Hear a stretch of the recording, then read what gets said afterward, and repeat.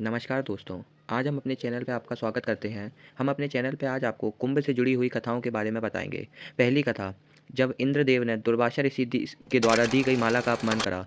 इंद्र ने दुर्वासा ऋषि द्वारा दी गई माला को ऐरावत के मस्तक पर रख दिया और ऐरावत ने उसे नीचे खींचकर पैरों से कुचल दिया। दुर्वासा ने फलतः भयंकर श्राप दिया, जिसके कारण सारे संसार में हाहाकार मच गया। अनावृष्टि और दुर्भिक्ष से प्रजा त्राहि-त्राहि कर उठी। नारायण की कृपा से समुद्र मंथन की प्रक्रिया द्वारा लक्ष्मी का प्राकट्य हुआ, जिसमें वृष्टि होने लगी और कृषक वर्ग का कष्ट कट गया।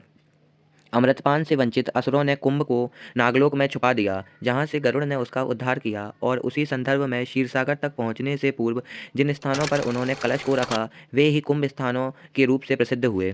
दूसरी कथा कुछ इस प्रकार है। प्रजापति कश्यप की दो पत्नियां थीं, कद्रु और विंता।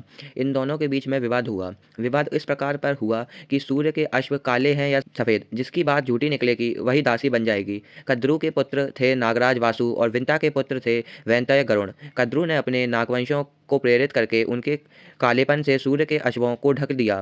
फलतः विंता हार गई। दासी के रूप में अपने को असहाय संकट से छुड़ाने के लिए विंता ने अपने पुत्र गरुण से कहा, तो उन्होंने पूछा कि ऐसा कैसे हो सकता है। कद्रु ने शर्त रखी कि नागलोक से वासुकी रक्षित अमृत कुंभ जब भी कोई ला देगा तो उसे दासत्व से मुक्त कर दूंगी। विंता ने अपने पुत्रों को यह दायित्व सौंपा, जिसमें वे सफल हुए। गरुण अमृत कलश को लेकर भूलोक होते हुए अपने पिता कश्यप मुनि के उत्तराखंड में गंधमादन पर्वत पर स्थित आश्रम के लिए चल पड़े। उधर वासुकी ने इंद्र को सूचना दे दी। इंद्र ने गरुड़ पर 4 बार आक्रमण किया और चारों प्रसिद्ध स्थानों पर कुंभ का अमृत छलका, जिससे कुंभ पर्व की धारणा उत्पन्न हुई। समुद्र मंथन की कथा। व्यापक रूप से अमृत मंथन की उस कथा को अधिक महत्व दिया जाता है जिसमें स्वयं विष्णु मोहिनी रूप धारण करके असुरों को छल से पराजित करते हैं। गरुड़ का संदर्भ भी स्मरणीय है, परंतु कुल मिलाकर विशेष प्रसिद्धि समुद्र मंथन की कथा को ही मिली है।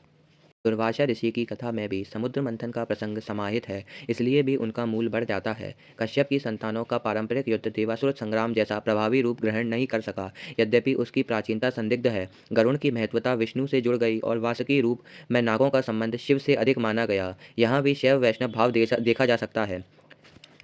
समुद्र मंथन एक ऐसी कथा है जिसके पौराणिक रूप के भीतर जीवन का रहस्य निहित है। उसे सृष्टि कथा से भिन्न दार्शनिक स्तर पर तत्व कथा कहा जा सकता है।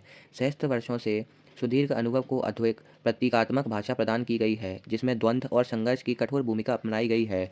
में मनोगत यथार्थ का शाश्वत रूप प्रतिबिंबित हुआ है। यह कथा महाभारत के अंतर्गत अध्याय सहस्त्र और 18 में दी गई है तथा अनेक पुराण ग्रंथों में वर्णित है। पुराणों की तुलना में महाभारत ने इसके निहितार्थ के आध्यात्मिक रूप को दिया है। धन्यवाद। ऐसी ही वीडियो के लिए वीडियो को लाइक करें और चैनल को सब्सक्राइब। आगे आप किस टॉपिक पर वीडियो चाहते हैं, इस बात को कमेंट में ज़रूर बताइए। हर हर महादेव।